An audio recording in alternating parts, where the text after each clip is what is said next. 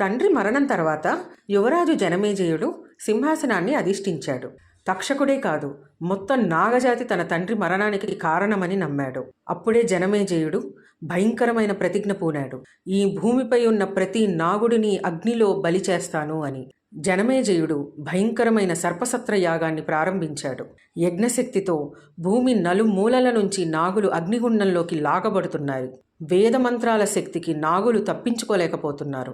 ఆకాశమంతా నాగుల కేకలతో నిండిపోయింది. తక్షకుడు భయంతో దేవేంద్రుడు ఇంద్రుడిని శరణు కోరాడు.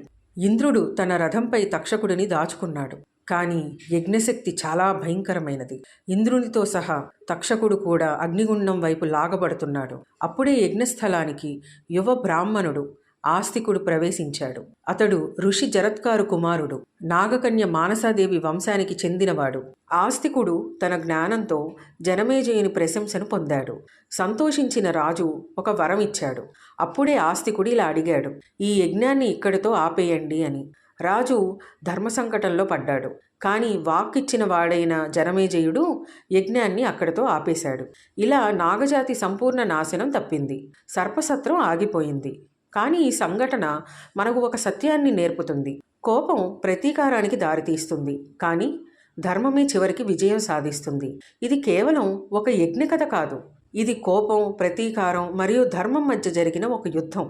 ఇది నాగుల కథే కాదు, ఇది మనలోని కోపానికి ఇచ్చిన ఒక హెచ్చరిక. ఇదే జనమేజయుని సర్పసత్రం.